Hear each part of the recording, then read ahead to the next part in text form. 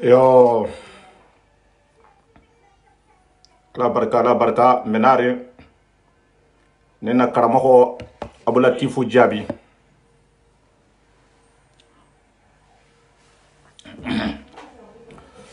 alsi haketu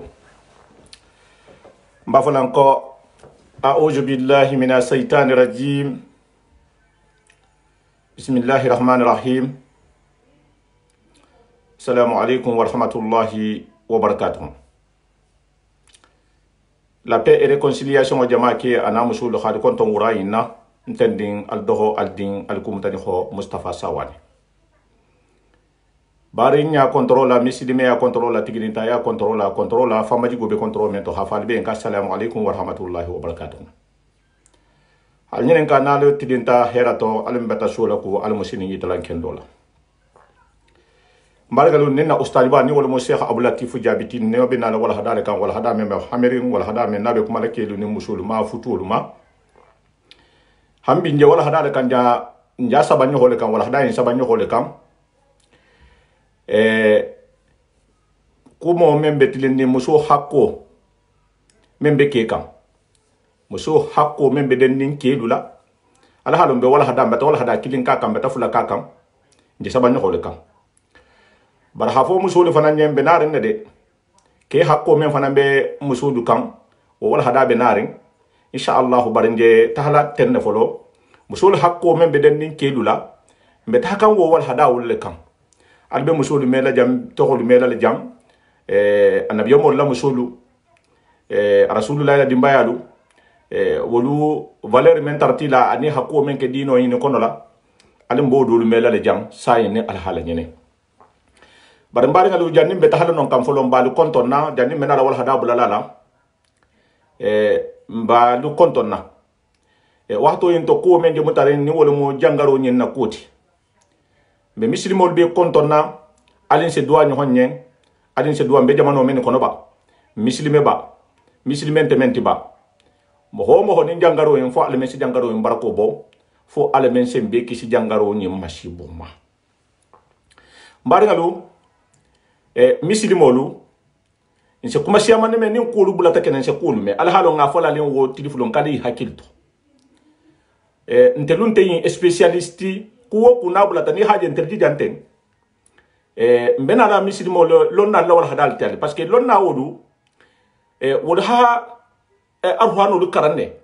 hadiso lu karanne misilimi asari yang lu karanne bon nente ko sa nyinde na la men fola dino ton kombe na lo fola kum fe janten doron amebe nse tinyaro ke mfamma nse tinyaro ke mo holma men ben na mela woto adin sen hakil to bi mo ho men be basolu fola alien al kana basitade afata fimma atibabuma ni men ngar bulal tala na tata ku so tato sa tare be sidan dim men fangala asata hila siwo fangama parce que be silandin ne ko ibe baso tala kul tala ko jangaro le kanimo ta stahi jangaro ibe silandin ne kyo saya kan isoto ni mi keku mo holi yibula la mentala te inta kalama bi labarante sinin isitahi la sisa ya fangama imam ba kalama a message lu ibi partager kam adino fana ma fangala se karamo ko dolu kuma kan alumele ntam ko dogo yala jande bari benna la hakku mo dolu fo mi silimo lien alko muslimi ya fanga muslimi adaji go kata monti kuwo ko na betidin ni mohola akati jaholeti akata fushiti akata mislimati akata kafiriti e ko men je mutare wahato iman ka nganne da mohoyen ata hafushiki tela nga kawando dol lame men ko mata en kan hafo ko hata sini ma fanga makibe men ke kam mislimo laje parce que meta la mela kibe men ke kam mislimo laje bon ko le hakko be bo kan e wolto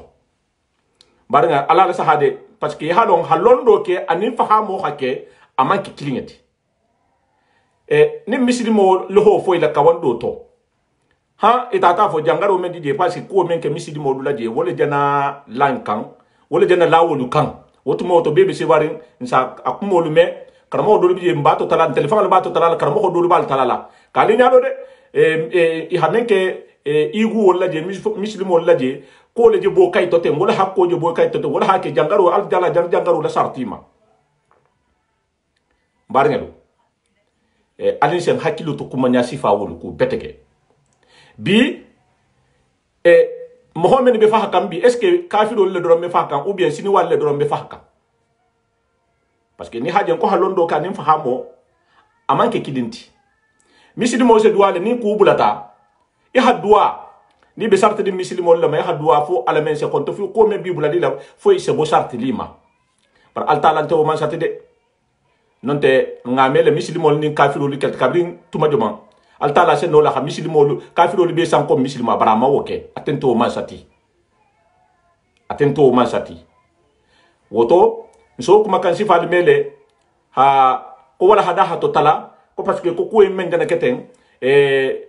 akatala parce que ko men be misili mo lu kan wala ha ke nyinde ke kan donc ha ake sewa koti baranga mo ko me sewa ko nyinna hara hatare ha misili mo le tonjigi bari mo fanga be mutare dunia ko bi ko men jeje mutare bi kafiro lu wala ha ay tale ko mislimia man diye inte mislimetim mata son woma bar telefanga mislimo lon telmenga kalimati shahadatu fo nin kon ko la ilaha illa allah muhammadur rasulullah sallallahu alaihi wasallam nseda yetayma ko alamo alalati akilina mu wahidu batuman sa futin tekerin ki ko ala mislimo jalbe fula kafu kan ala mabi nseda yetayma ko muhammadur rasulullah sallallahu alaihi wasallam ko ala la kila le mati jombe bori muhammadu wala silo kambi khalu sila kutakan mente muhammad la silo wotibi mo hodjali be to nyogo la fasa kambi to nyama misilimol to parce que nimbe kumala nga kuma kumo direct la parce que men je kumala kafiro la xamen ke misilimol la comme si ni ta be exemple ta la woloma e be kawando lu ke kakan e be kumo lu fo kakan misilimol dam ma fa be men ke kan nyohon na folo amanna wo kan nous samelo nalla jamano jamani sate wo sate ni haje lonna la hakan kuma la hato nyafo hato nyogo kele hajunubuto ko lu kele hajeno lu kele ko lu hasiya na miroto masola disubo alamun kislawo ba baro da hake ko koni lonna to sate kono inte kumala inte fusipola ko men be budari inte fatandi la wuluma ya hankato femfen nata ite lonna ba ete mengi de ba londo bi buli mam mo lu fatande ama imam to nyogo kele imam ko ni be nya sifa mo lien ala ko hi fatande ala wallahi asali be muta asali be soto bi mba fe la ha ngalom fanyen ko ala mo man soliti faransi manso sanji bi sabo asede sanji malo na sanji bi dulusi ma koron dunia nyinne masomo dunia be fanante de jamanan dinne masomo ni wala mo faransiti mbeje bun kono lede ko nimbe bola ko fo ngafo mun nambe bola ala sar yanga fele appliquer lambe kan manso men nga ma koron woda ahala jamano da aha population oda aha dukulo da aha sanga da mambara madu ngakoto mbo so la alin ngalon ala beleji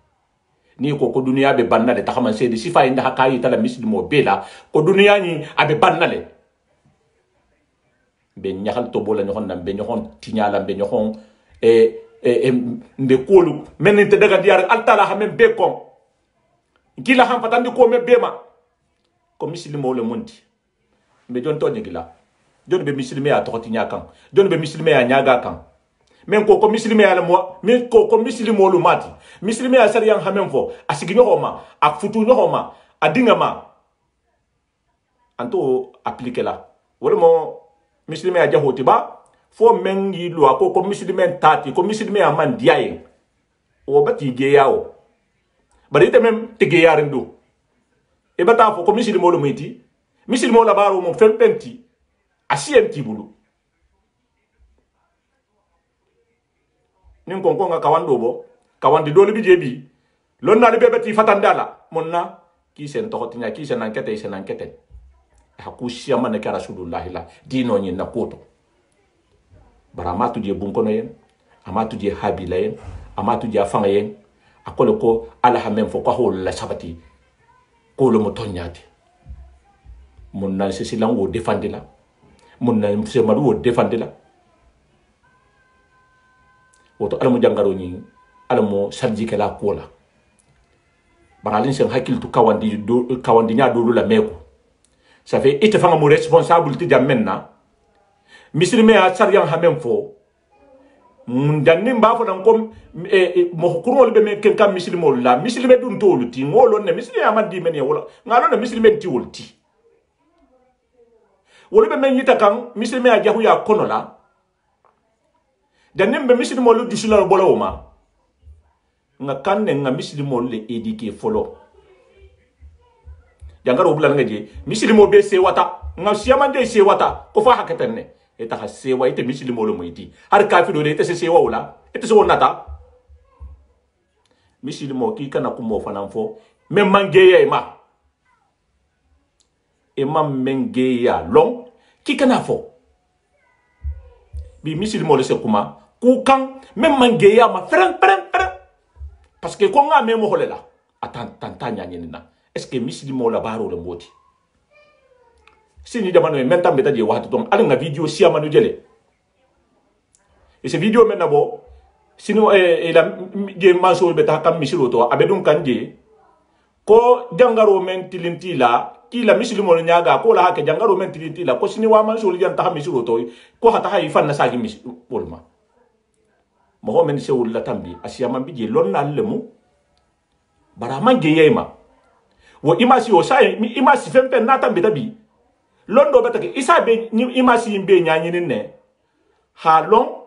ko fani yale munin ton yale ou bien imasi fanga mutuma joma imasi ti alta imasi wolu nyanyini mi imasi men ni bal tambila ko parce que jangaro gare ko je mansulu nata misilmo liaje hi fama diela ala ko haduwa yen ko jangaro en nakoto wodunte ton nyati wo imasi wolu misilo menilo tadi wahati to wo bata wahati siamansi wo dala kale ila mansolo la bunya la dumato mansolo na ta visiti men ke misiro kono je wo image wo ho le transformer comme hambinje image le transformer nyame la gine ko men je bular nje ni manifestation kata inseta iwari image dota ou bien dula do image dota hatate na kata iwari falanse ta la gine image dota hata hati je alako nga image ke doro men nga dite la hake kelke rangati misiri mo le je barla imasi ima dulalo ima bonyalo ima bodulalo ima enquête ka ko ma ima nyanyini wodolu ibe arqur'an ko lo fokan iba fasarika woto nyaaje men naten dunia man solu le jana sar yanga laka ko avion te tahala do ya ante bola do ya sa te ko no ko ni be bola ki higi ko fo yi ha long fo le be bola munna ha ge yalo altala menga mbeda a virisi inda hay hankato da hasoniya da wo ala wombe ta hala wo men tarlaji ala ngasilan wonya ni haje fushin te khamen kende fushin ten kan junubu to ko beta siya nyohon to nyogo beta siya haramo beta siya dunia ko bi se mem madam bi mem ben na dunia ni kono bi nante alhajigo kam nimbe nyohon to nyigi kam c'est très grave woto wo ko do sa kele nyenga kenyen sini te ala ko ngamira ha reflex ha foko fembele je mento ko ala woto ala wo ala mo kala nyen jangaro ni basoti ala mo hera kala nyen ala mo sabu juma blablamma ala mo kisa sabu jahoma ala mo teben kambe du nana bungol ko non habilo ko non da malu tema njena la wala da men kan wala da be kuma kan atele do ma tonyogo kele no muso tema hafo ki muso le mo musoti ki permettre de hakko be kala wo mankan hafo ki kele mo keti parce que ise no le kuma ke mu'mino yem parce que ke do bije kuma lan titi men ngi die ho kala asiteran sa harame ateranse e kana oke dunia sariya ngale be altala handa ahregi lilala ngani hon bunya ngani hon gulya e kata keti kata pusuti kata fati woto bata ko mo janya da muto na alsi haketu nyawola natal dron alako misilimo le monte ni misilimo le monte kuma fu ni mba fala ngage ya ni bara fu ni mba kala ngang silang hakko nyanga silang junu buto kulunya wala sake hankato induri senanare ku duri biji hanan kanteng wallahi ala mon kisila ala mon natangala ben ali sen hakilto baso men ni ba fala ni réseaux sociaux la ko be na spécialiste le mo wo se to le bulala karamo le ti ala fo nyang ha kila fonye ha dunia sharia nga muslimi ya signya nimbonya le fonye bar karamo ko dun tije e beta même mo basoti beta le fonye e beta harafu le fonye beta basmarto le fonye wol be mu kullati alhamdulillah rabbil alamin wol mu ku kendo lati wolu na ma nyi nyai mala antati nyali ma bar ha e ko to bula ki ha basota même fa be basota ku mo folien ama long do bije nte se fen dota amente toro ite sata asite nyaga ma wo difference lo donc alamo nde mala ha fali ko nga continue wala hadaka ne alay bulatifu le ja adam tala bismillah ustad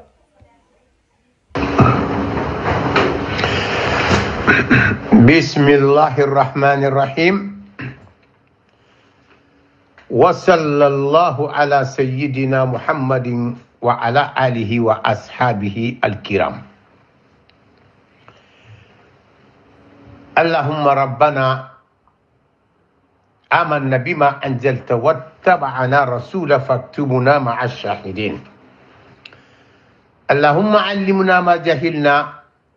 wa zakkirna ma nasina wanfa'na bima 'allamtana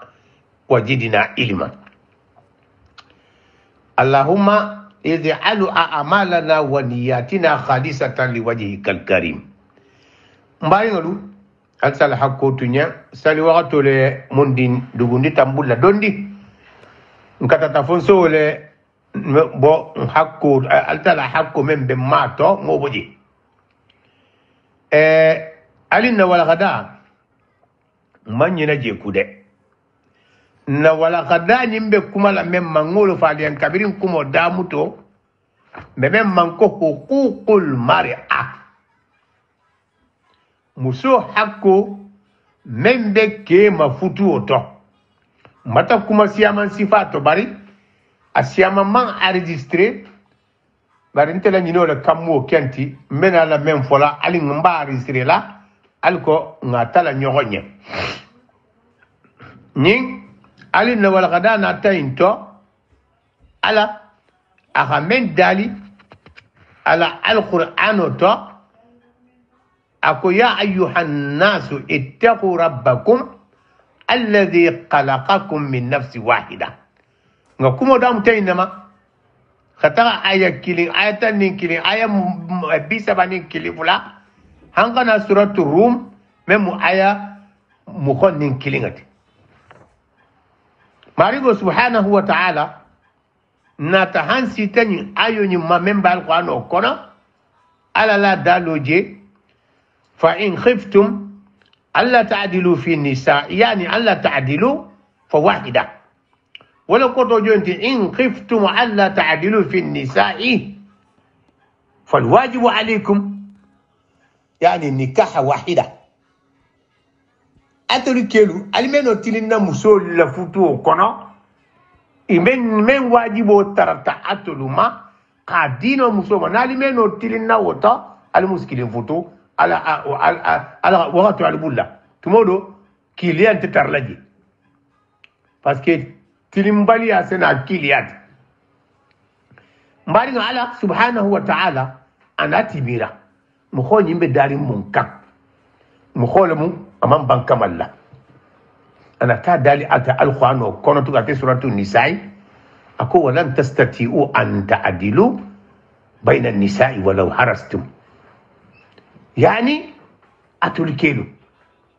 وكأن الله يجعل التعدد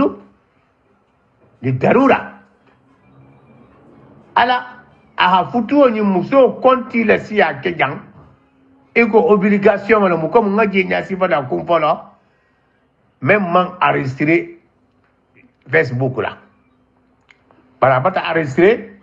WhatsApp la ni mele vitala mele sa ata WhatsApp kono condition menga muso la sia keku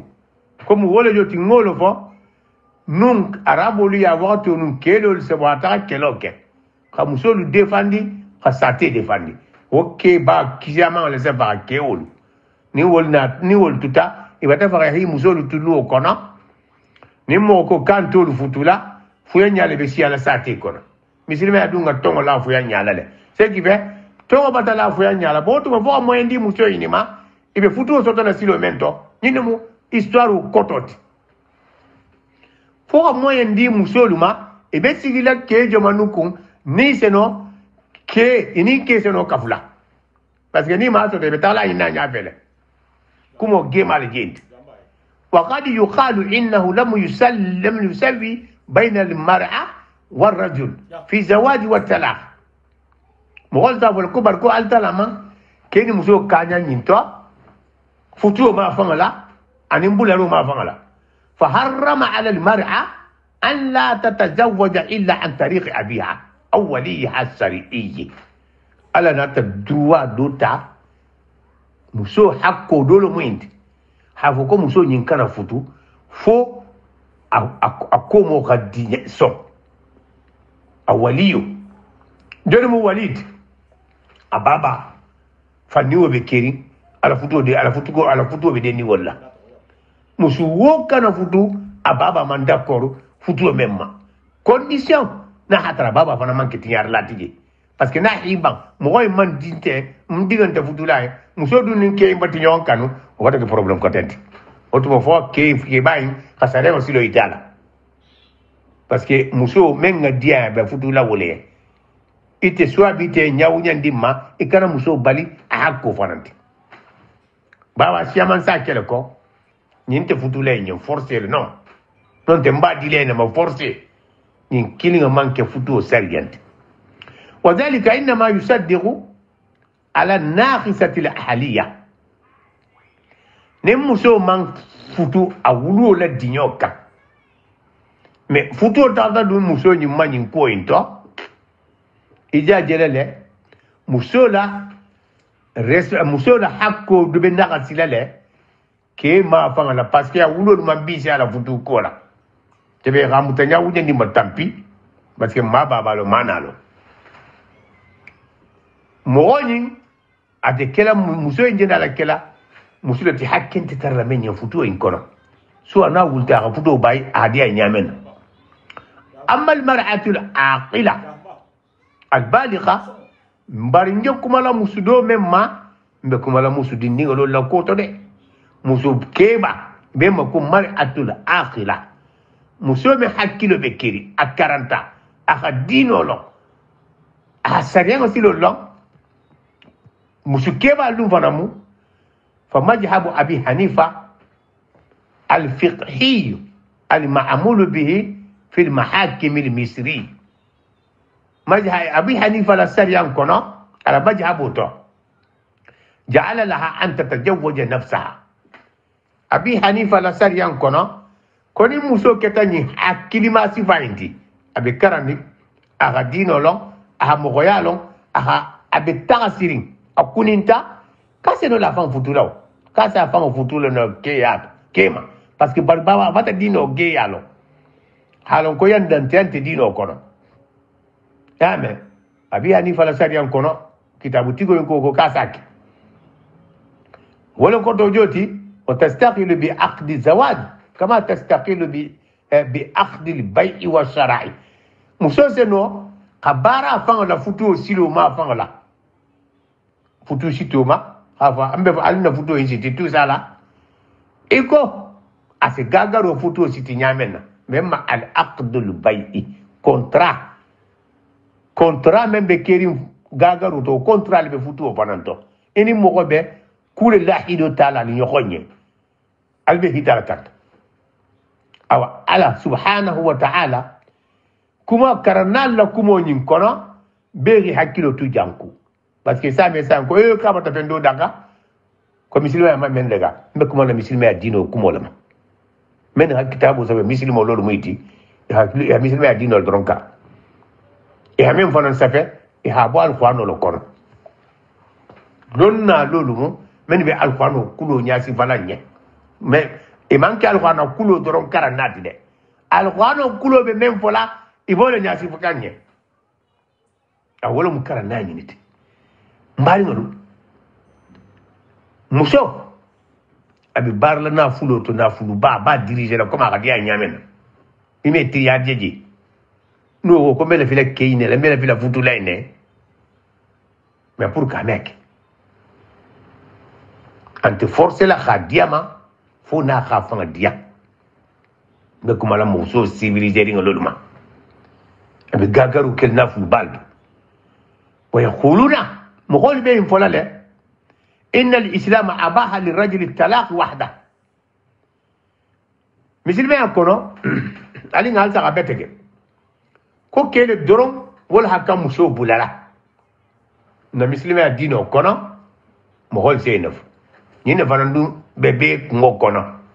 wa haja aidan khayra sahih ke kitabu tigo ko koy man sahako barni ngala sahabe kuma la sarjang memma ali benala utile ñoñe muso nga fula kum folo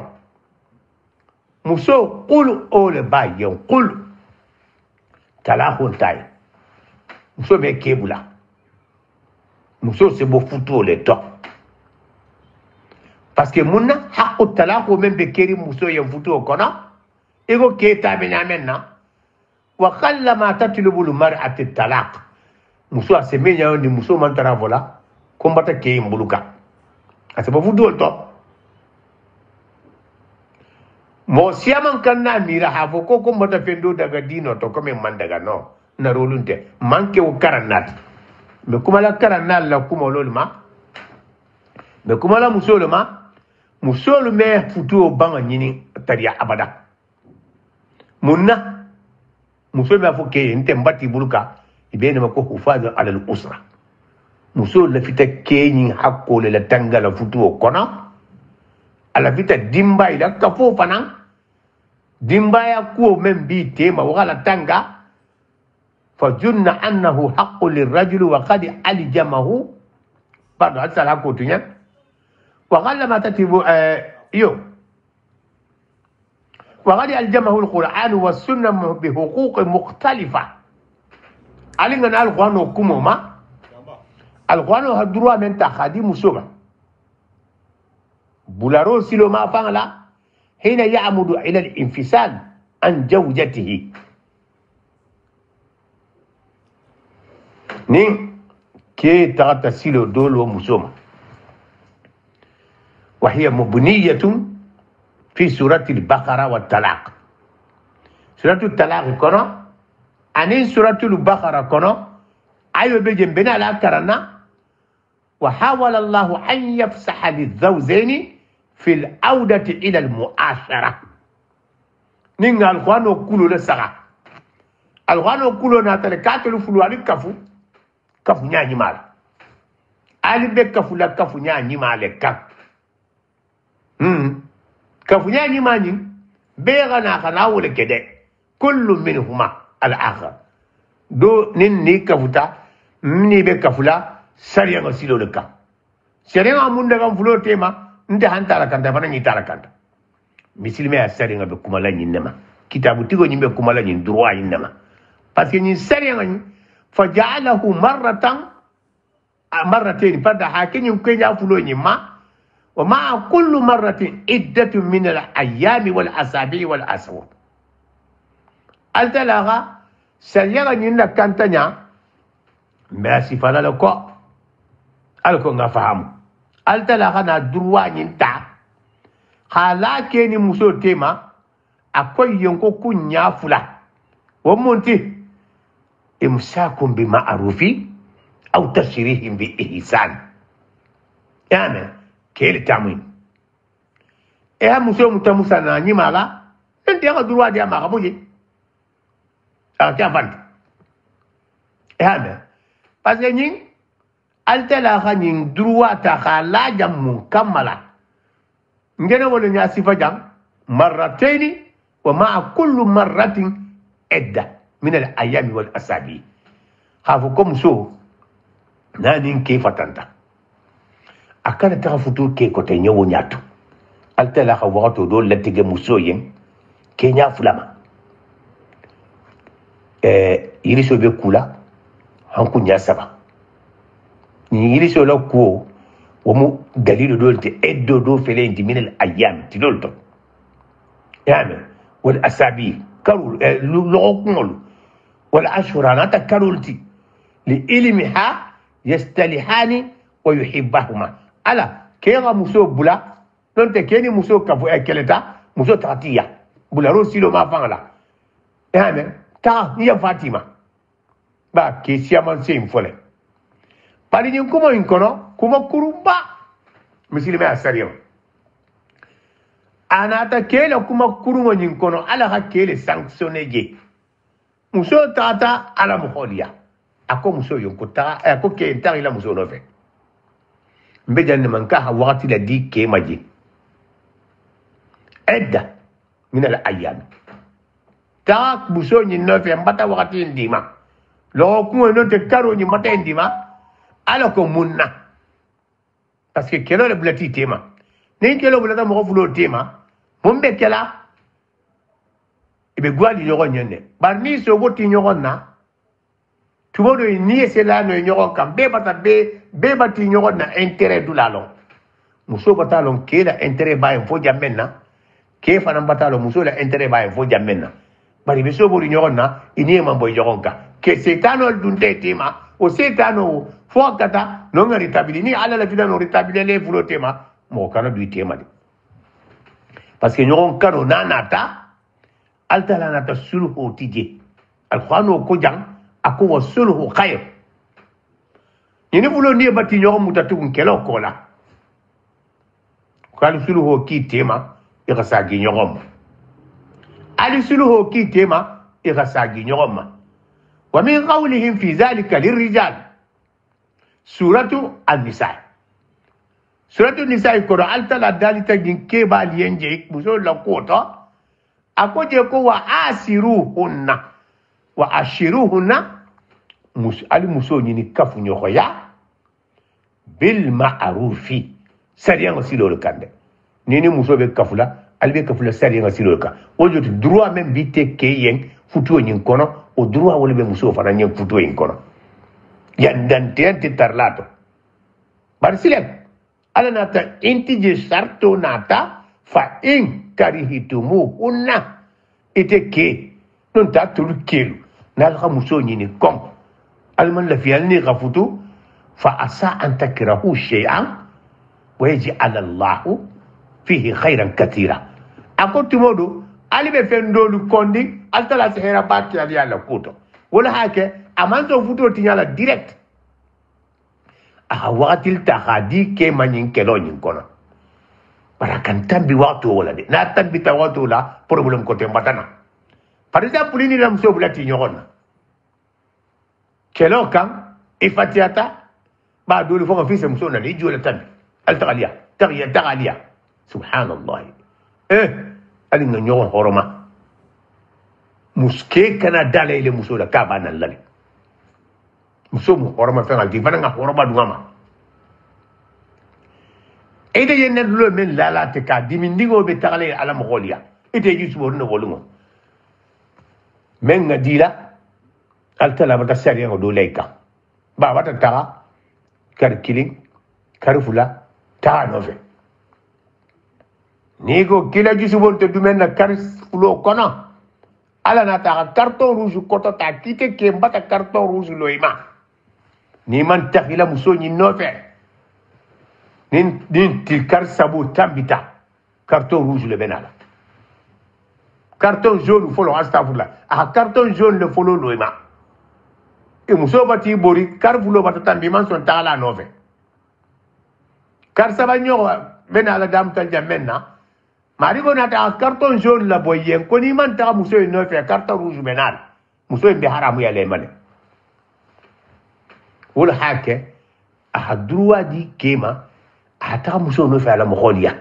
al kila kel hafna muso nam bitangalia ya yam fana muso hananka problème teje abata tongo la bitanga ni farama e kaniba ko digente sagila jebitugo altala man so farana ba me bang mogol kono ni bata nyaga bata e fulo be diari nyo nyen kele le ri bata baba ni na hilo ndingente sagila jebitu sariyan joma bal bulla nal ko ka dingante sagila ni futu en kono sariyan joma ba be misilimo lolti misilima ya sariyan le di be kilin ma hakko ko ni muso ni ke keleta sa setano le ri imarsa muso bata na aliya na ga wakati keje aka ikala kada mira de ka hakilo take kwa ba kule keno la khala sialia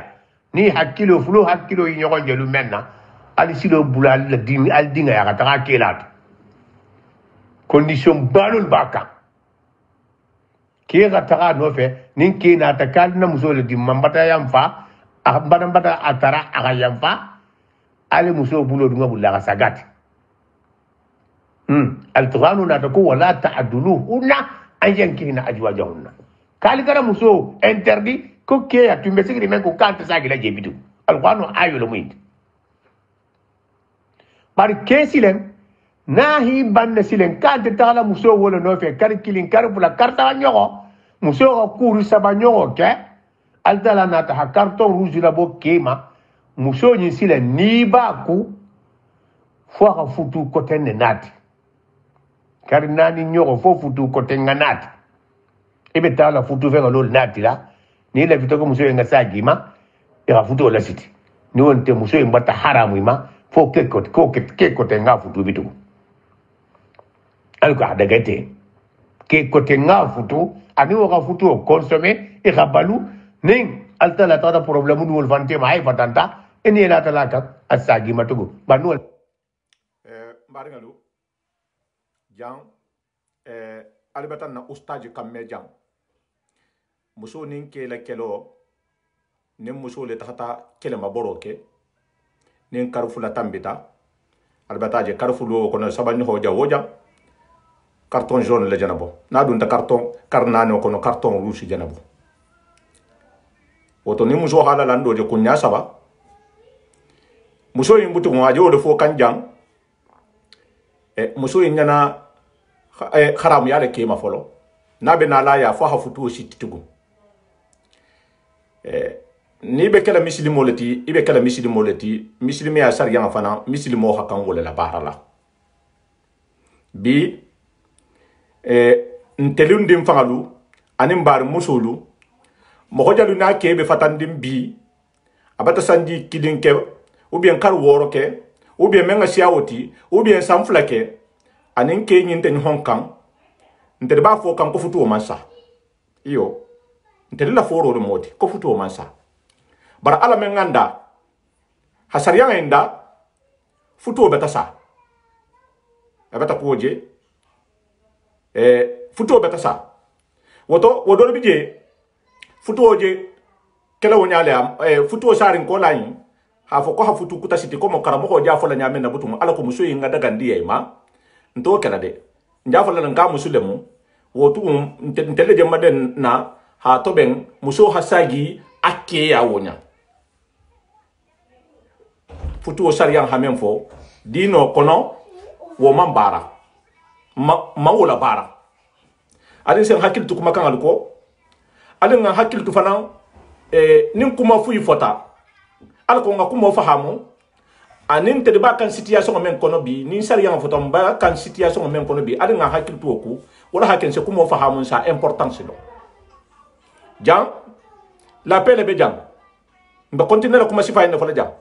mbe continuer no hamati din kan na hasilo yin fo jang mbaringe jang misilimo bele tamu janti femfen ni ko la ilaha illallah muhammadur rasulullah bele tamu janti mbele jang ko xam ñoo matinen ko xana si ñoo na do siloka na hatara itala heron ti jang na hatara jamman di te yen akata ko fusiti dan ni hana do toro ou bien do hana toro buto bele je sa digi hi fam bo jang kono la sa tara mo fuci me ba kala ma fam wala janni be na la ko ma fala mo hol hi re marqué ale nga continent ni na karamo kat zagile nyenne mu futu problème o dulalti be hakilo tujeku mu hol si la muso si kali la muso lienne ndi kafu nyowala o fanam be sanction be kerine ala bulla hakke be daji godum ida hakili do nya kan kumolto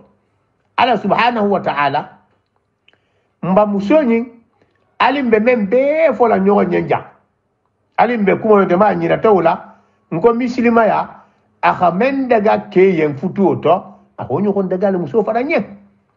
bari difference olo le bila difference onyinu ala haimbe la wulle alko al hakata al habbe do kana yanda doma yandante ya nyoko ma misilme ya dino kono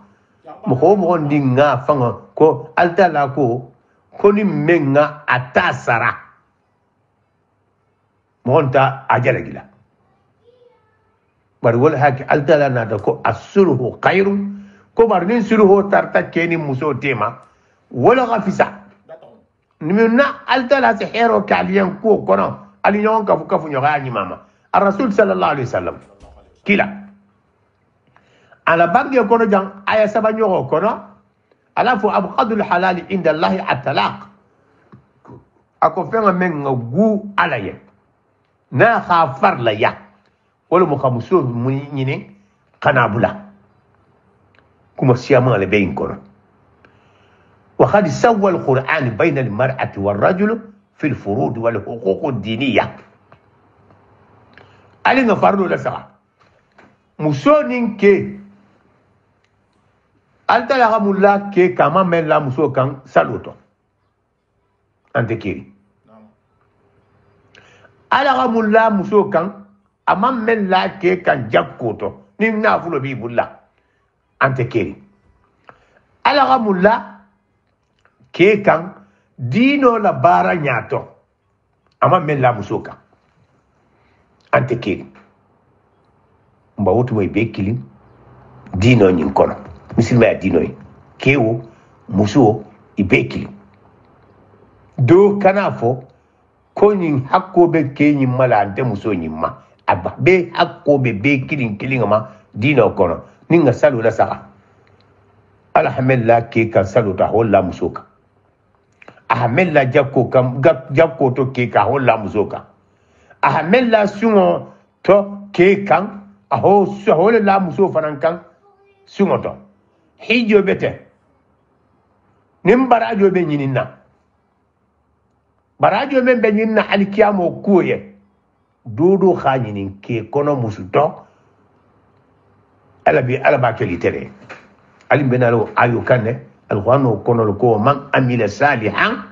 min dhakarin wa untha وهو مؤمن فأولئك يدخلون الجنة ويرجعون فيها بخير حساب الله سبحانه وتعالى أيو دومينت الله كوكو مخوم غنين كي كونا موسو كونا نمين غبارا نماك bari ibe muslimo leti mu'mino leti tata bara nmaaleke kele muitiba musilo muitiba altala ko kasile dum arjanna ahadja khay bum ba di maje ya kilonte memmo nin nata ayo do fanan kono tugun altala ba dalaji o aya kilima ate aya kilima en kono tugun akoko man amila salihan min dhakarin wa unsa wa huwa mu'minun falanuhyiyannahu hayatan tayyiba ala ko keni muso kono dodo habara ni make ibe lima nari alama ala ko kaso balunya ni ma di balunya al kiyama lu mosini wala najijannahum bi ajrihim bi ahsani ma kanu ya'maluna kasi saradi malikia malosini menga siya ila dunia taindi ita baru menga dunia ala se fendi malikia menga siya dunia baru indi wallahi para kol ko min dhakari wa untha kewo muso seki hakko mu kilinati dino kono keni muso ye fo alta la khila fisiye nyogonti jamenna nonna mudoro wo munti الرجال قوامون على النساء نينا muso khiwa mu jo munti parce que mo flo meno tula baton kono ko be ga gide batonga boylale wala mu luo ponoti fo kumo hatara dolo bulla tulu hatara do bulu ngame sami ina wa atana muso ga kera kuma kan ala me a somato a condition nin kema ala soso parce que nin kera ala soso abatu ala kumo la me wajibi tebitu ala soso abada har na hatara ka kelemu na ko kala ba sariya be kala ala soso lati altala man droit di muso ka ha son kera kuma kan maji abada so alquran soro lijan ali ngala saka بين الرجل والمرأة في المسؤولية الاجتماعية كيني مسو تيما مثل ما يسر ينكونا responsabilité sociale على غادي فلو بيلما responsabilité sociale بمثل قوله في سورة التوبة نينا سورة التوبة لكم وكونا أسورة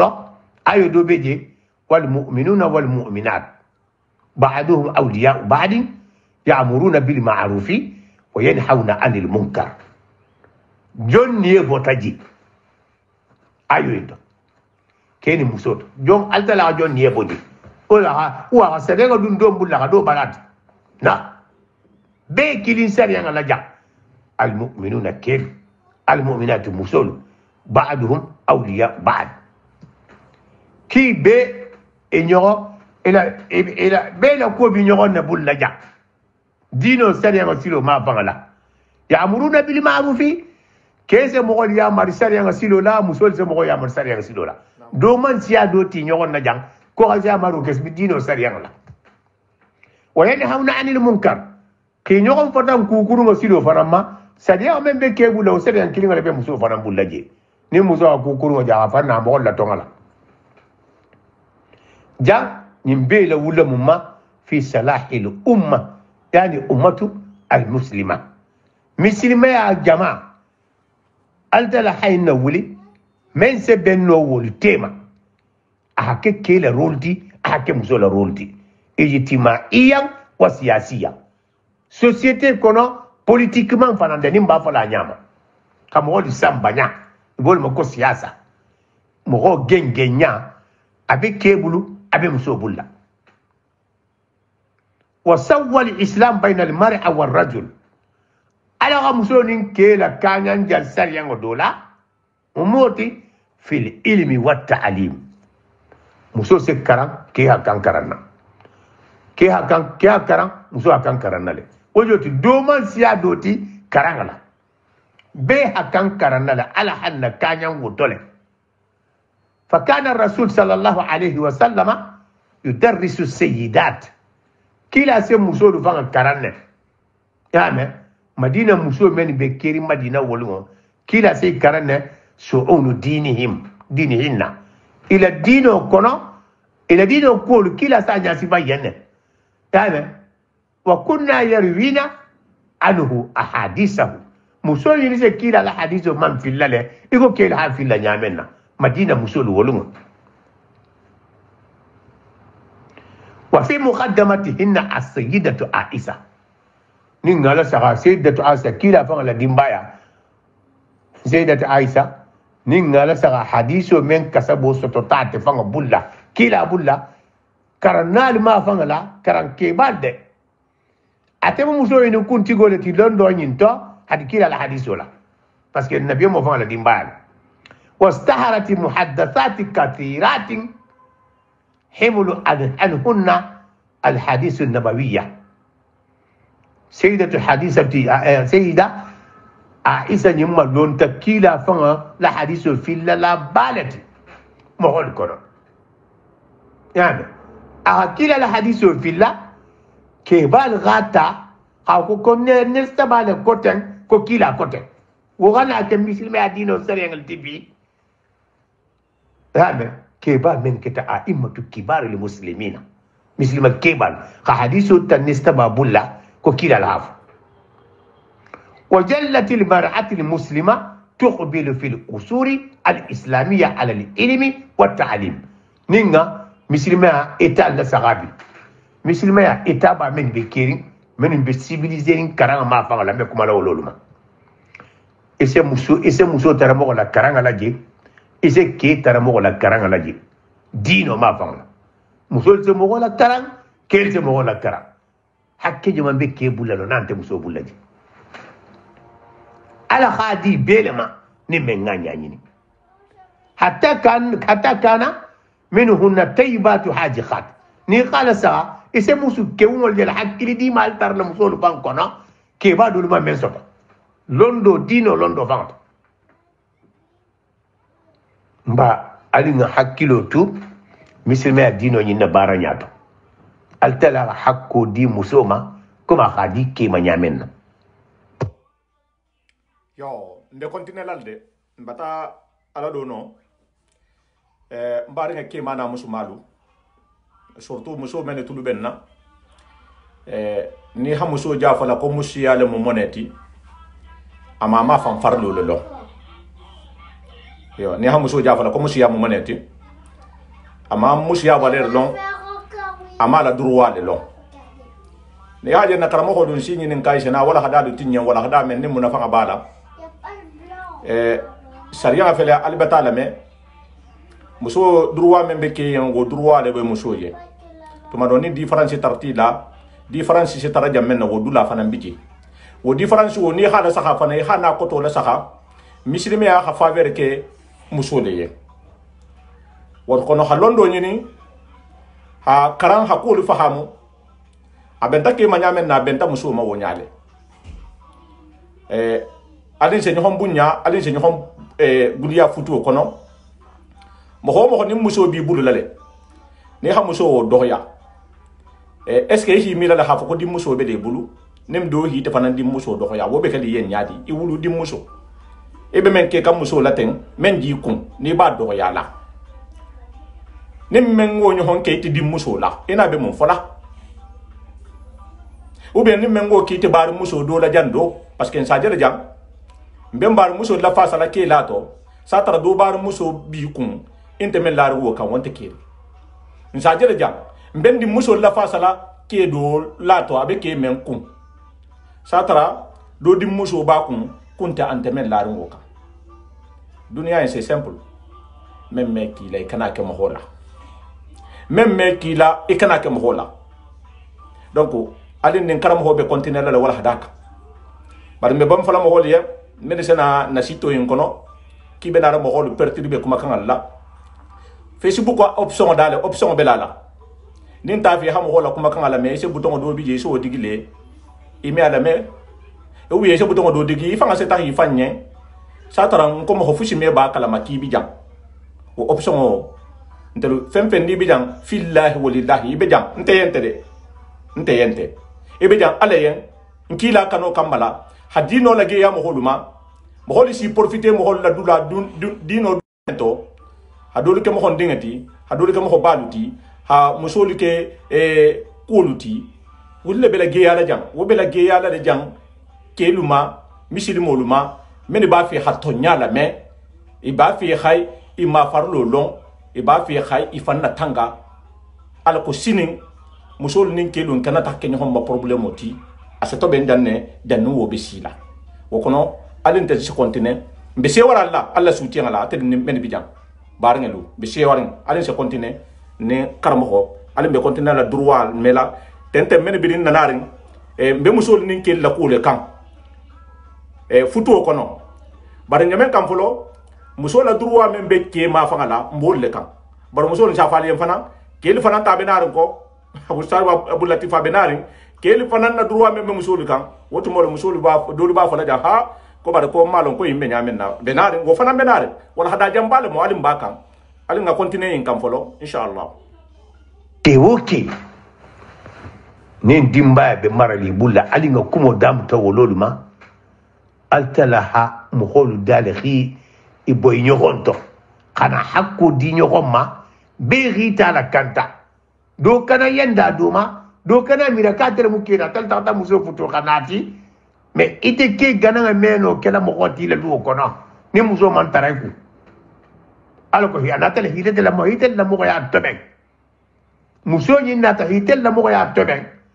ni muso nata ko hi la mo ya tobe kana jutam abunya annabi sallallahu alaihi wasallam ala bangi do kono ako khairukum khairukum li ahlihi ako ali beto moko kendo moko nyima men nga nyinga la dimba ali kono ako wa ana khairun li ahli ana khairukum li ahli akonte kila muhammad tela ka fisali beti na dimba ali genge nyala bete yala namo silen ali nga aya saba nyogota njana aya fulale nyasi bakabiri nga kumo damta aya nan le dum in aya saba nyogoni في تمني ما في أيدي الناس من أموال عن طريق الميراث أو غيره.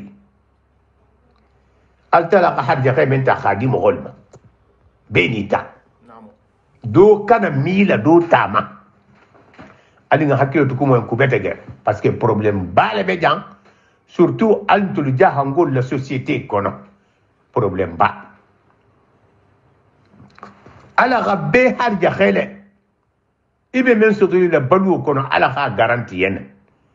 ikana mila do tama sango kase bo kali bu la problème ot na soto nyama ben ala kele ke men je titen ke tano fana سواء كان رجالا أو كنا نساء كي على هاتلا لك مسور تاديما كي تاديما والله جل سعنه على من سكن لنك ينحى المؤمنون والمؤمنات ينحى المؤمنين والمؤمنات عن حاجة التمني على كو نمن دي المدوكا نيالو دو تاتو بيدي هاد ntela khatala altima do kani yalo do tato na keta keleti allaji yashub aw yastahilu husulu ala ko comme meso to non ta ko sa soto se kolea ali ya kilo ta ku betege dino kono tanjihan lahum aldala hayin kela habbe son be me seniato wa irtifa'an bihim خمخو درجو كوتوتا إكاني يالو دو تاتو البروبلم كان ناسياليما الدم ماتيما كي درجو كوتا إبي غنى نو تبي يحكيلو توري تامنكو وغي وسع أن يسقلوا نفوسهم بما قد يفسدوا علاقاتهم على غمسوسو على هكيسو من بمسو بولي تكي كنا فو فورسي كفو هيو لبابولا même muso bulla muso kanisiti ket ko fonga ke mbulu kulunya pourquoi e tasoto ha tasoto be hi de tala be hi nyoro long ha fo kom be ka furi nyi ne kan nga balu altala sari amena tege mangala tama parce que al sari rin fo muso ga illo fo ke ga illo al kiamal wosi di bi mani kala male iri tato tama nyamen ha muso ga ke hakolo kera muso hakolo hakke fulo nyimbe de garne be kilin hakanga itala tanga waqadi yajruhum ila tahasud parce que nalko kalin dal nyo hakko tangala al dal nyo hakko na ibi ni larin do taka adu ma daga yen abal sambala minto nyo kon khonnentia at tahasud wal bagda ki nyo kon besen khonnya كينيو خوننتيا ابي ولتو وللنساء نصيب مما اكتسبنا سبحان الله على فان حتى لا روكي اكو نيلي بكي نيلي بمسوين ايغا مني ني تعلم كيغا مني نا تعلم مسوغا مني نا تعلم ولكن على كوجا مما اكتسبنا انا تنونو نسوتي قالون كابي كوما لا مسولو لما جان خنا مما اكتسبوا كابي كوما لا كيلو لما وهو بذلك يسوي بين الرجل والمرأة على غمسون كي كلينيا لجان حرج خيلا من بمن بولك واكيدات في حق التملك لما اكتسبوه من عمل قام به إذا مسو ولتر إلى جل منك إذا نافلو من ستاتو يحكول إتالي كي ولتا على جلاك أغا فلو من سوتاتو أتال ما حقو له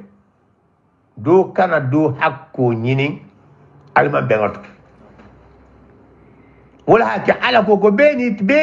بيتا ميتالتي ويتبع هذه المساواة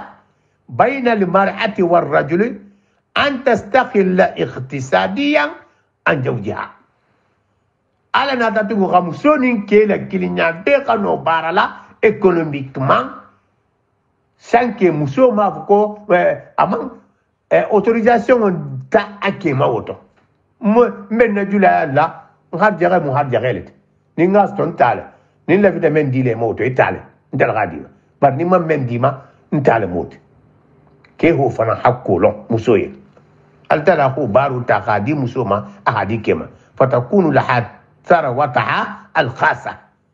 سيكي مسوغا نافلو من يني أفسطو تابول لجولة أبولو غافان لا أتالمو سبيسيال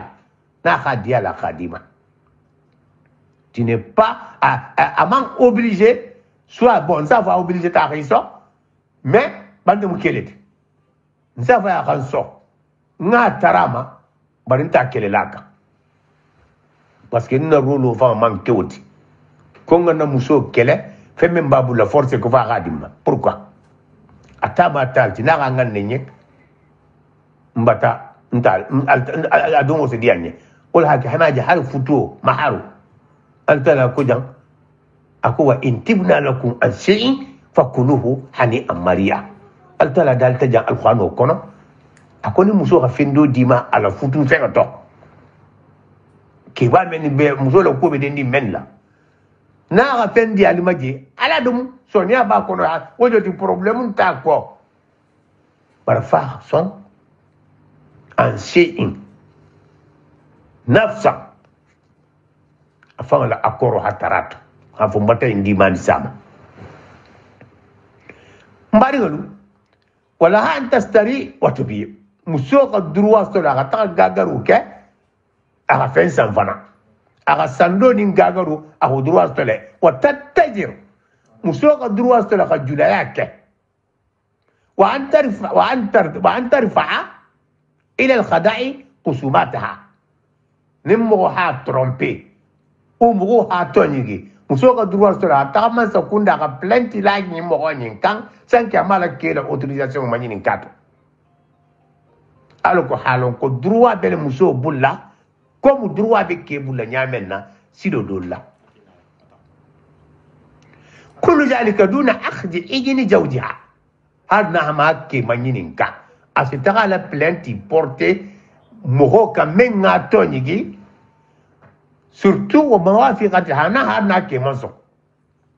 ولكل هذه الحقوق المكلوفة بعد مكفولة للمرأة المسلم نيم بيبي غارانتي ني مسلمة مسوين سريان نكونو كانت أن تفتدي أو أن تفقد اسم أبيها يعني ني حقو الله برضو أن لا تفتقد أن لا تفقد اسم أبيها aman ke sa fo ko occidentaux la sariyan nin ke futu ni muso futu ta kema muso be ke to hole tala konton mais musulman a sariyan man son wala e konton mu konti baba konton wala ti voilà o konton wala be lali la jambe occidentaux jang wala hakke be bula njan sariyan lu ko wonya bar wonte kerin ko na muso lu konton on ti baba konton on ti baba lu konton wala be lali la toujours aba muso ko droit stole ka kana fo ababa konton la ala futu kono wala yudafu ismu zawjaha ilayha ake konton kana la tela muslima ya kono ala nahi ma huwa ma'ruf fil kharib min bi occident ja bal tazallu tahtafaz aw tahtafiz bi ismiha as-shakhsiyya ala moko ya toho men ba kun kabirin nun misilima ya kono na fututa wo toho kilinga le belaringa la konto kilinga le belaringa la wa yaqulu Allah tabaraka wa ta'ala ala bidalla jam marigo men kallan kiyata men nganda ayya marfana ali gara kuma kamala be bada nahil muslimina an at-tatallu'i ila ma fi yadi al-mar'ati aw ar-rajuli min mal muso kana fam koto ta ko ba keba fendo be ke bulla fonga bo bulla force non ke kana info même fendo muso bulla ko fonga bo bulla force parce que ntel la muso non serenga manat fa khadiyati goyen khadima na ma dima e hakente ali ngolame altala dalika to ako wasalu laha min fadlihi albi alal tarala agal harjaga même be même bulla o talam ala tara ni bela bela ni na anyini alala yani saluni min fadli a'tikum ma tas'aluna alinta altala tara na fonisere ya min bela bela men dile man sadima wa inna afdal al ibada intijar al fard ko bato be men ngafi sa dunya in kono iri hakilotu ila harja khe ala hamendi ma ko makono kana nyini forcé la barabe ma kono jonna min Allah ala ibala ko ibama kono na walla wala ben ala titeka e kana nyini forcer la do bulla wa huwa alimun biman yastahiqu min ad-dunya ala la khalu min kam min sotola dunya indo fayutihi minha asiufema ta khaditema sankama ima forcer وبما يستحق في الآخرة على تبودو دوسي حرجة غير نعين الدنيا عنده أما مبون باستو برسات ربون باباي الكيامة المسيني مبان كان ينا ولا لدي والجوتي فيوفقه لأعمالها الصالحة على سيتي قولو إلى الدنيا بارا كندو لا الكيامة كندو استو حرجة غير من بيجي وحسو تيبول لا مبارنون ألين القرآن ولا سقع يسوير لنا القرآن الكريم وسيلة الوثيقة بين الزوجين بقوله تعالى ألا ألي نازع بريلاسيون من سيتيلان تيما كيني موسو ريلاسيون با من بتالا خاصتي كيني موسو تيما القرآن آيو بين على تينيان ماريغو دالكم أكو هن لباس لكم وأنتم لباس لهن أكو موسو يني ما أتولي كيلي ما سيتيران على تي موسو imu atoli kelu ma sitiranga lati atoli kelu fanamu muso nyini ma sitiranga lolu ti ali ngadu ayo inkono ngadu fete betato wamund annahuma yabuliqan min siddati silla tayyiba an yakuna shakhsan wahida wala ko to joti atoli fulo men je futuri na ga tara ko kala futu alla vitaka kala kanta nyimala alors ali ñogon kanu comme ngo kumo dam to jamena wa ja'ala bainakuma mawaddatan wa rahma alqur'anu ayul minti kanu te men tartali fulo tema ani hinnante ala kabira hoto ha dungal bulla asenyin baro kendo le kalien alte kelisa ko mo kili lu kono membe do konto fili wala do konto fili nal gal ñogon kanu ali be ñogon samba nyaani mala lu kono ñin se diale ça fait nin don te jamelo van kan tiji parce que munna ali be hakilo mu ko kilingalati nin ti ke ga soto muso salo go ke imbata soto namo on te ke rimbi nin ke fo ta muso salo go ke imbata fo abonya pare nin ke ga sto amanu go muso ma fa ga khidi mala alta la bolma kana nin tarta muso nin ke tema نيرون كانوا بكلالي سافو يكون فاتي كيلينغ قال جسد الواحد المؤمن لأخيه المؤمن كالبنيان يسد بعضهم بعضا النبي مولا بانجي أكو مؤمنو ني مؤمنو كابر سافو يكو ميري كيلينغ يغا بانكو فو با بيري كي فلالا كا كل لا فلوتي ما غاسيتي ولي بي نيون سي لا نيامن مو فلو بي نيون سي لا تن مؤمنو الكونو أو كيني موسو فنان بتنة ألتك شخصا واحدة فتيكلين نين دو ديمينتا إجستكا واحدة تداعت له سائر له جسد بالهما والسهر نين دو كون جنبن ديمينا دو لا كونت فيلو وطنا نين كيكو كون مان كان موسو لا كونت فيلو وطنا نكي وطا جانغام موي وو موي نيمباني نا فونغاني نكي أكيندا ني موسو لي جانغارتا kega wuri ka fa la muso bata jangar mala be kenya tunga wuri nganya nyini nyinne mu khol samba nyati nyogon kan namo hakko nyi ngataral tema fa kullu minhuma libasu lil akhar alqur'anu ayukum antum hunna libasu lakum wa antum libasu lahunna wajoti bebu nyogon masitiranga leti kewul muso alifututa alibe mal nyogon nyen fa no leti do me son do ngai bo jela la kenala nimme ngai boko kabe la kenal do yibori kana fa no bitino ma ngai bo inkana je yukhatihi wa yasturuhu abe muso suturala non de kele muso suturala problème men be keri do kana la anyala ka do kana lo Allahu akbar kama yasturu libas iko fa no se mo sutura nyamenna keni muso bi nyogo nyentenne فلا يقوله ولا يزيع سره مسونين كان كي جنفا أكنا كي قلو لا كنالا كي كان مسو جنفا أكنا مسو قلو لا كنالا كفنيو غيا حقو نجول فلاجا hina yufdi ilayhi surtout nali kafuta bungala kumenta bital tema akatwali fulo tema mo ko ten kana wolo sumun kana wala bo dimin kana wala bo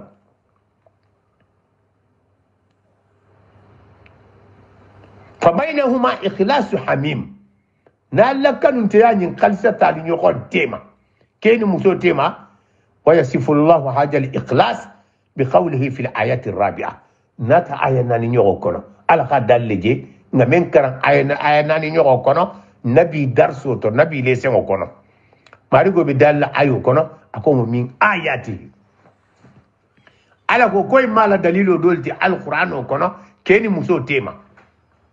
أن خلق لكم من أنفسكم أجواجا أفاتو لكيلو نمو على لا دليل دولتي أغفلو دا خاباتو لتو من كتال ديمبال أقولوا دا خيبو أتول تو برمون برك على بيب مسو دا لغابو كيتو لتسكنوا إليها كوالو كيتا غانو سبت لا مسو إنكا مسو إنكو غطيب الله أغطي سكو فنانتو وجعل بينكم مودة ورحمة باري كفنيو غادر أنت دي hinante ya kataraje ani kini nyogoma ite kira kini musoma ira hinnal namo parce que abata droit do dima ibi fanna fala musola wallahi ma kana ke bulla jeto tamati hinno katarato ala dalika mala muindi namo inna fi dhalika ala ayo la bandula janna mo importance ala ko inna fi dhalika la ayatin li qawmi yatafakkaruna akwa jana meni madanyen dalili la muinti altala ga mena digal qano kono jonien mo ko meni bi taxila ala la sariyan ala la sariyan li qawmi yatafakkaruna ja wallahu yamtannu ala nas ala foni sirata mo ko ma jang kudolol to bi annahu khalaqa lahum min anfusihim ay min naw'ihim zawzatin alaga fenda khabo keto memu musoti ya'nusuna ilayha abia fan kide bola muso menna ke ba fan kide bola muso menna tumbe kide de to altala hana muso diama membe kide bola la wasari ani ma tusbihu zawda lizawz ni gala sagataria kese muso se la bank ke yen keti e musoti كأنها سكن يتمئن بها مسو سنا كي لبان لفان اكو مسولا اكو كي لا جسلا على سباتو اني لا سباتو ولا تاكو يسكن الى اكو التا لا غم مسو دال كي لتسكنوا الى سكنوا من بكيري ولا ما يجسلا فين من بيجسو لا لا اغا سباتي لا جسلا كان مسو كندو سو كي لا ولا كان النبي موكو ako musunyima ako nisfu dunya talalam ni ga musunyima so be ke woke ni ala ri har jare musunyima la abati la dunya tala ta khadima ibato to ta ma haban wallahi ki akata silete bananga to la kamal ko joti hinnante a kino hakkelongo ikana dogoya ikana kukuru tili musola sawo kase jisu bo ha jo betinya muso na ta le kila kan sallallahu alaihi wasallam akwa nabi mo kon na ti kiyale era ninke infata ne anabe mun keta aka an kono ko ta folo aka nabi mo na ta le ya ke ninke infata nabi mo ka an ko mun na aka an ko ke men jenten ma fa hangosi ma fa hannani ma fo nko mo kurungole ma fo ko kafiro le mu ma ka ku kendo be mada ko in kilinga te ke jigo to be ma kurungoti akobare ala le ma niye dimma ala niye dia ala mo wala dimma namo nabi mo ko dornam ago kiyo ke di me wakila ko nyon kon ko yen e ga nenyin fata akobare ko misil mo la muntu muso ka mo kila ako misil ma muso la muntu man la fidu na kafiri ya to bitu wala kenatika anabe mo hamu fo muso ye ako muso yen ko mba ko taraki hala futu fer la sa gama muso ta futu fer la sa gi kema muso nin ke fata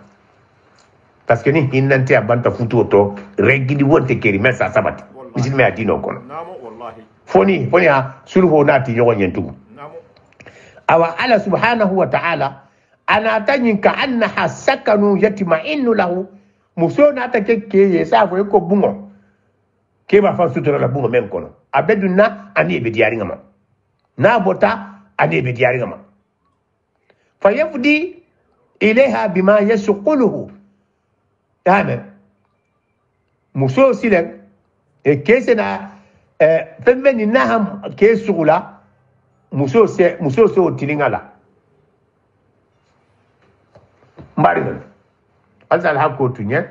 fengo bata dogoya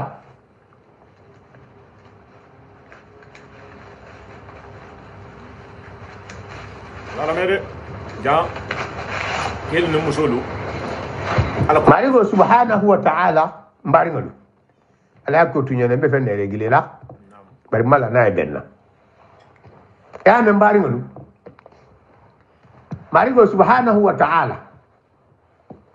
ni ayo na nimbe ni ja be karana ja misilme adino ma fangala ni mulo ko alko keni muso khano kafula hinnante akan seriyango kan dino kan kanunte aka ala afele ndi ja afele muso la ko nya sifala keyen ke ni esi daha nyame na muso la ko ma fangala abe fata na kelela te wo fendi nin kumenga ke ni etoro wallahi ka muso ni etorla nin kumenga muso ni etoro wa kan ke ni etorla munna do kada mira ko sari nga batele bulla ante do bulla non te hakko batele bulla ante do bulla mbari ngalu altala habem fen dali nyen ali ngalo kon hero lo bakono fi kulli su'uni muso be lorin kela kumme belila nin sa ko yele ta hasu haku muso be lorin kela kola ali ngolo nyogonya amanke havo ko hakke da hasil kulamo mu keleti muso se menno bi mbari no kewe mbano la hado bol hakke hi hakko long ali ngolo nyogonya mbari ngolu altala na ta'ayudu tijang ako la ayo kanjang omonti al mawadda parce que al khano kona ako jang ko ja'ala bainakum mawaddatan nyogon kanu hatara futu to wa rahma kini kino fananga tarado ni nyogon kanu ni التي تنشأ بين الزوجين والمحبة إلى يجي يسبحان بعد الزواج متحابين نين نيون كانوا ناتا ننت ألف لو فتوتا نين كانوا تجعل لك ألف فتو أنت سمبنت تارلا متوادين ألف نيون كانوا ألف ألف فتو غبي ألتلا حنين تخالاكم وكان أيضا أنه جعل بينهما رحمة ورأفة كيني كينو أني هنو على هو تخادون كيني مسو تيما سبب كيها كيني كيني مسوما مسوها كيني كيني كيما رحمة هنو كهنالا وجود كهنو ترى نيوغو تيما نمو على لا سريان التي كرأفة الأبوة إكو بابا سهين نعملنا دينلا والأمومة ناس هن دينلا جاملنا ala gol dum mo fulo nyinte ma keni muso imam soto dula kiling imam kulu mo kilimbulla pour kani benala c'est parce que hinnante ananata akhasiya harna kilinyat wa kullu hajihi ni'am ujuba nema bali filente ala gamenna daga keni muso fitima ni nemo yinu yasbiquha Allah ta'ala ala zawjin ala gani nema fulo ina kama di keni muso de tema condition ne be imbela li yasura kullu minhuma biwajibatihi li ishratihi sadiqa ala ko mo wo dinke musu iflo be galon ko ko rew devoir le bente bulla futo nyin ko nga kanga mena tanga a ke devoir banati fani ante mento de nyo nene tato ila devoir kani ko dungala katudo karala ke qala walulong muso kan qala walulong وحقوقها بغنو حقو لون في القيام على الأسرة بلو لنادي ندمبا لا بلو بها كان قولون إنيغون تيما دو كان يندا دو ماتو ورعايتها أو رعاية مصالحها كي خلو خافون بيت كي بودمبا نينا تانغالا كو كوني ناس بينا دمبا لكونا تونغا لولا كي كان يبوري على responsabilité ما futu kono ninke ibolara responsabilité ma futu kona futu bata ello soto adino silo ma fangala parce que kudolol bejewo responsabilité mu ku balet mu so galo ko dinga no ngakande ga hakilo tiko ke galo ko hakilo kan ngakande ha hakilo do mu so ni dinga duko jang kuma balulu muinti ni alibe na kantele be na ko khairu riaya la kantari nyani malol jent ويوصي رسول ويوصي رسول صلى الله عليه وسلم النبي مو بين يامر لجان نمن كيسو باما بهذه الرعايه نغانر نياني نلتو على حديثه كنا ابي من فلان كلكم راعي وكلكم مسؤول عن رعيته كم be munakani laledi be wo mo di ibi manyi kala ya fila daga nyiro kenya menna wa ayo wo ako kewo muso be murana la tila lu kono altala dalita ayo kono ako liyum fi ju sa'ati min sa'atihi wa man qudira alayhi ako mo ni be khalon dépense le bébé killing ama ke atere mu dépense dilati ke kana ibanga la dépense dila ko muso be walla fendo ba bulla mbante dépense dila mais ne muso fana ngi bang ala devoir uma alzeben ante benna dépense mu wajibol ti kebe killing ya tanke ba nola barabi bulla bang musulman sariwa ha e sanctionné wala ako muso le kan nanon fementi te ke bulla ko fo du bulla non o droit de muso fana bulla ni nata ala ko janko be mo ni be nata moyenne o yu fali yum firo ju saati mi saati fero membe menye o hola bara di ala futu ko na bal wa man qudira nim fente men fana bulla fali yum firo wa man fali yum firo عليه رزقه فلينفق مما اتاه الله ايتي har jaga ne men bi bulle fana ngo ke dépense to e kani bulo ko ya uma ite ke mbatalo 20 bulla me men di bulla wo dépenser muso na ko lo ina kota ante bulla li nyonna bar ni ko fana nu anya bi la abi bulla inta la bola me ba fana ba bulo duna ko no awa mbari ngolu annabi mo la hadith do kono jang akoko annabi mo be dépense fo la nyenja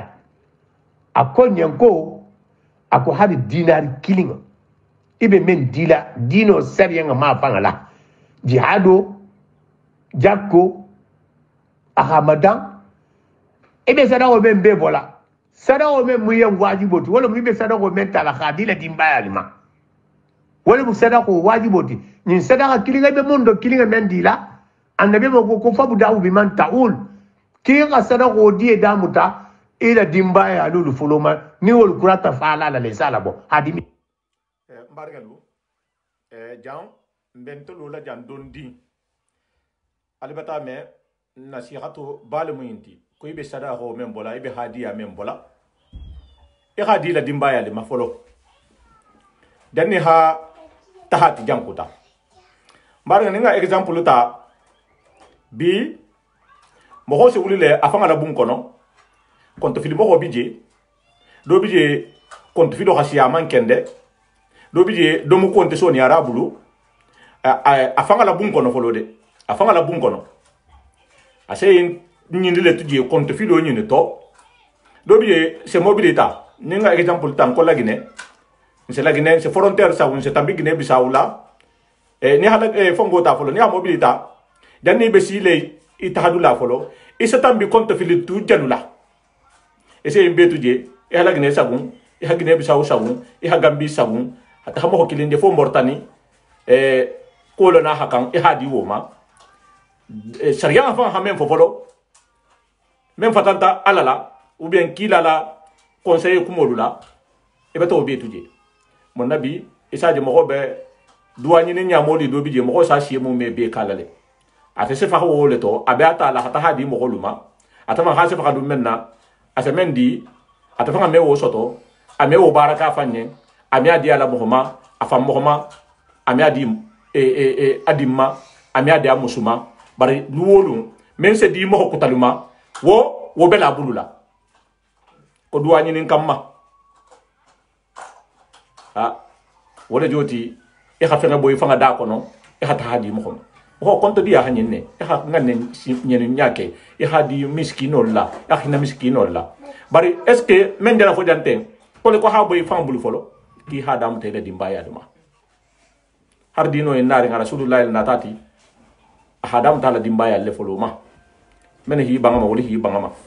men son tama wala son tama woto barani ma fem ni bakela dan ni hina dimbaya lutu ifa mo lutu konto filo luto ato talay tema adima hinna ila e ho fana resultat la saka ete men baro muinti ha dunia janga beto kuntu ha boy fanga da hata habula wandi mo holu da ni esaye fana wala saka o resultat be kelamenti wala hada jana la bandale inshallah wa alinga continue kinolma nimbebe fola munna ala ko fitino kana dunlu kono ke kana fanke kabe ibo suna sadaka bobala ala dimbali be konkoto mbari ngodu fitiro wata sutia non te mankura darsola bari be wala kumo danda janne parce que kumen be jang ali ngalo khafo ko fa la wulta memma muso hakko kema ngala wulu wala ma bari muso hakko kema membe kema wala muso hakko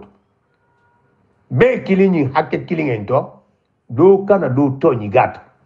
alquran na tani ayo lolti yabe hakke nyogo na khandrangalti khabe ke nyogo hakke la tangalati ku kundi nana tani kumo nyin kono wadi hu delala altala hantum ben dirinya ni male la jang nyogo nyen alquran kono ala anna tadbir al ma'at fihi wa ala tarbiyati al abna'i tarbiyatan qawima qafu ko dingalu kulu ameso to dunia fen dinto fo bengo ala dinga la ko dinga la hatulu kulu nyani mala kema tilimbe ki yo hakolo wallahi mbaringo fo ali ngani sabari nyokonye fengo fendi nana tanyin kumo nyin kono altala subhanahu wa ta'ala a'ata al-mar'ata huquqan kaseera taj'alha tas'adu darajatin fi musawatiha ma'a ar-rajul altala ha daraja siyama le di musoma hakko siyama meme muso darajo koto kai kotaka hata ha donda sanin kila kilinyato wa kasirun min hadhihi al-huquq wa khasatan huquq at-tamalluk surtout possession même muso bulla ke kana nya lot ni muso ga ben diama ga ala tantu to muso bulu fe ma bulu fe ngalet ya ngol tali kilimbeje itale mu jonketi para dabala sasa atale moti ni ga fen din forcer bo dame ibi ballatile annabi mo la banque do beji akoni menga fen yinin to bulla forcer la kon sa balatile voilà mo di ali ngalo hakko membe ntema nyogo hakkela kanto lamu mbe kumo bulu kala jang al sala hakko tunye man kura nyin kumo nyina men ala kefana hakko ma fangala le musoka ni al kital wa sallallahu ala sayyidina muhammad wa ala alihi wa ashabihi al kiram ربنا اغفر لنا جنوبنا وكفر عنا سيئاتنا وتوفنا مع الأبرار ربنا إننا ظلمنا أنفسنا فإن لم تغفر لنا وترحمنا لنكونن من الخاسرين لا إله إلا أنت سبحانك إني كنت من الظالمين والسلام الله عليكم جميعا والسلام الحمد لله atal men dana labanga enna me wala hada le kan wala hada men ni importance bala na be kuma kan kel num musuma hakko men be den ni honna musul hakko men be den ni kilu la ni kilu hakko men be den ni musul la par na wala hada ji jamen na folo kelu hakko musul hakko men be den nin kelu la jo wala hada le kan a partie sabanyo ko troisième partie tranjo le ke kan biten bita beta danja baringalu ha fola lien mbejang mbe daji gombo le fo kanja nte men jal nyin na tambila dima ani atere menje na sahala jang karamo ko yimma al siyaman na along amalla adresse lo al na lu musubato nyame al na lu kilibato nyame amawolo anatara jang ala kon kana ta haken homma masibo luti bo tuma do beta inna me abe kudo tidindi musula anta kalama ko meke a hayin na me aha mafadi muso do biji abe kudo tidindi kela bo amalon ko bonya asalon futuo fana mbeta me jang futuo fana munse futuo fana anile sariya ko muso futuo adile nyadi muso libe jambi enen kelu e bata sanji kilini ko ke sanji fulani ko te